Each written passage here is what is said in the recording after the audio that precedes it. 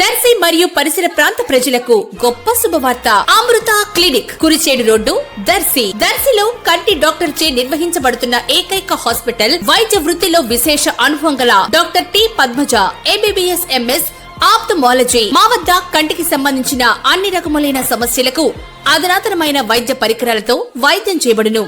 శుక్లములకు కుట్లు లేకుండా కంటిలో అద్దం అమర్చే ఆపరేషన్ అతి తక్కువ ధరకే చేయబడును.